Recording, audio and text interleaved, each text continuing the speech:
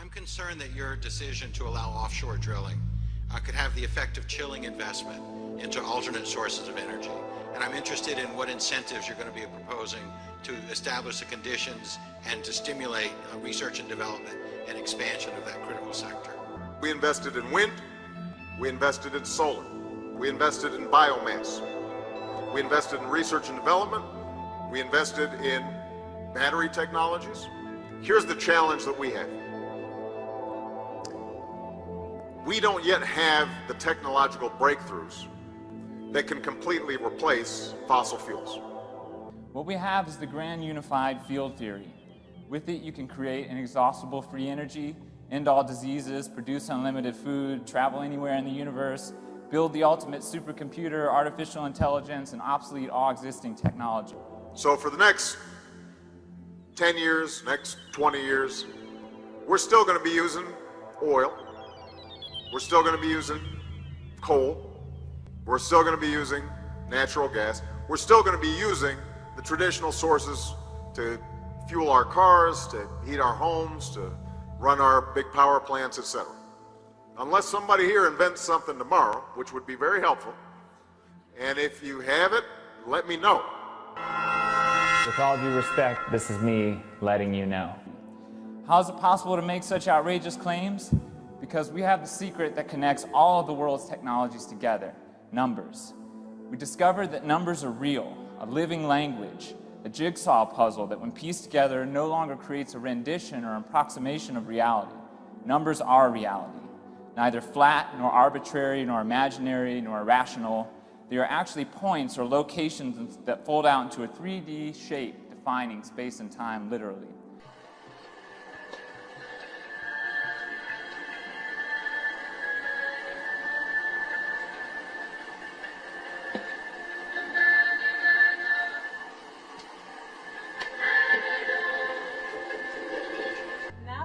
Successfully finished wiring and connecting your PoE vortex coil, it is time for testing. We're going to take channel A and connect it to the amplifier, and channel B and connect it to the amplifier. Now for the last two wires that are remaining, they are going to be connected to the 192 LED panel.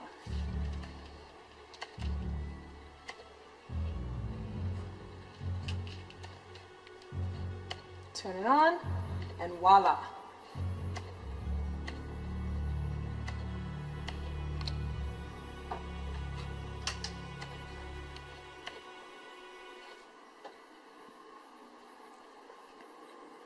Testing observations.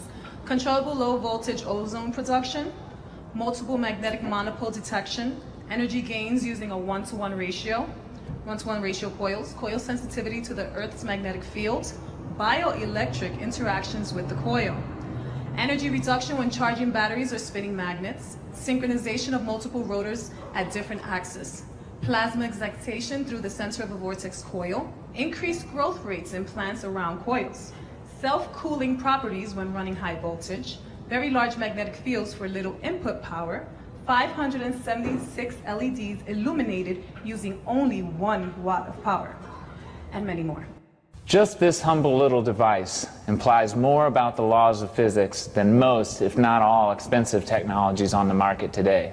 When you look at this symbol, you immediately see it's composed of two aspects. One is this lazy 8, or the infinity symbol, and the other is the red pyramid at the top. The infinity symbol is the equation for the physical world we live in. It's a circuit or a pathway of motion. 6 numbers that form a hexagon. Thus, such diverse phenomena as light polarizing, beehives, Saturn's North Pole, and snowflakes are all versions of this hexagon. These shapes form pathways for any matter in motion, which is never straight, but always at an angle. Nothing in the physical world ever moves in a straight line, not a bullet shooting, not lightning coming down out of the sky. Everything is a coil, even a photon coming from a distant star, proving relativity exists. Our body is called this mortal coil. Our DNA is a coil, and it's no coincidence that it matches our equation perfectly. I want you to keep in mind when you're watching this magnet spinning around, there's no energy going into this coil. It's totally turned off. And I'll continue. Your blood cells are a torus. DNA is a torus. Magnetic fields, galaxies, all toruses. That's why a tornado is more powerful than an atom bomb. It's a one-way, living, systemic electrical machine, a self-sustaining jet. You might say a flying saucer. And with it, it's possible to create a localized space-time implosion, a controlled desktop black hole. That magnet's still spinning. There's no energy in the coil. This is the final technology, the Philosopher's Stone, a reactionless drive unaffected by any weight that it carries. It's a true model of an atom, and with it I have the key to the periodic table. And so simply put, this torus does it all. It's a blueprint for a perfectly efficient magnetic field generating coil, a spaceship, a surgical tool, a supercomputer, and even a high-fidelity speaker all in one. Are such things possible? Frankly, yes, they are, and my team is ready to develop them at any time. What you see here was just from the most primitive approximation of my work. But the truth and reality of our project is it suffered from a tremendous lack of attention. It has been peer-reviewed by some of the best names in science. But because of our unwillingness to sell it out for private interests, it remains in the hands of exhausted volunteers like myself. I have a computer disk that has several thousand pages of previously classified and confiscated patents. There's a report done 2.5 years ago by the Federation of American Scientists saying that there are 5,135 patents that have been seized. Many of these patents deal with energy generation.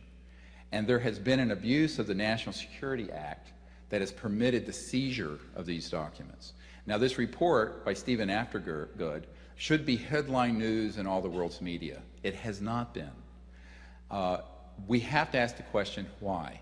Who is collaborating with this kind of secrecy that would leave us in a condition where the entire world is melting down with pollution and poverty and Mideast oil wars, one after another, when the solutions already exist but have been confiscated without the knowledge of the President and without the knowledge of Congress? This is wrong. But what's the connection between all these sciences? And the answer is simple. It's doubling. When you follow what these numbers are doing, you get doubling. And why might that be significant? Well, our cells double to create us. We have one cell conceptions, 2, 4, 8, 16, 32. Musical scales are doubling, the binary code for computers doubling, nuclear reactions, squares and square roots, all doubling. Doubling is motion at an angle, or what's called angular momentum. It's the whirlwind and treadmill of creation. It spins the atoms in our body, the Earth on its axis, the solar system, galaxy, the whole universe. And so what causes this doubling? What is it that's being transmitted and received? And that's where that red pyramid comes in. This pyramid is representative of what we call flux fields.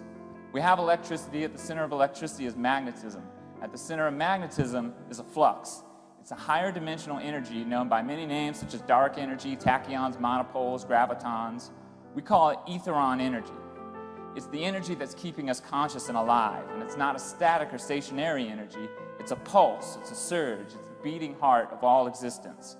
It's the ultimate fundamental particle in the universe, and I know how to harness it.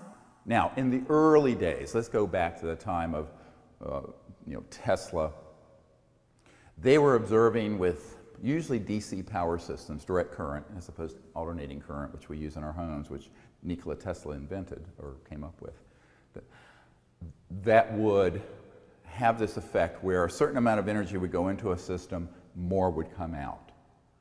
It wasn't really accepted until Dr. Casimir, a physicist named Casimir, and the Casimir effect, where this is published in mainstream physics journals, by the way, proved that there was this zero-point energy field, that there was this energy that was left even after you cooled down all the atoms and all the activity in the universe down to absolute zero, which is a specific temperature.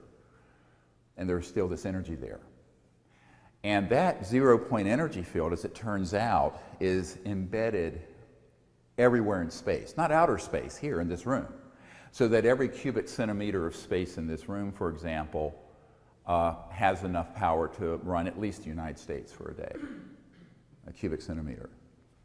So it's an enormous field of energy. So running our planet on this energy field would be like taking a thimble out of the Great Lakes or something of water. It's a trivia, it's a rounding error. However, as J.P. Morgan famously was reported to have said to Nikola Tesla, when he had a car that had a little antenna on it that was running around where the batteries were charging themselves. J.P. Morgan said, if we can't put a meter on it, we don't want it. Big bankers. Now, 100 years ago or 90 years ago to today, nothing's really changed in terms of the geopolitical, financial, macroeconomic exigencies. And that's the huge problem.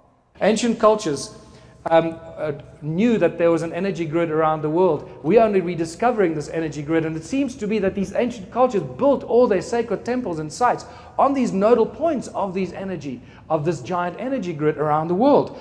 And this is what you find with all the ancient sites, right? And there's Adam's calendar, look, right there, bang. And the pyramid right above it.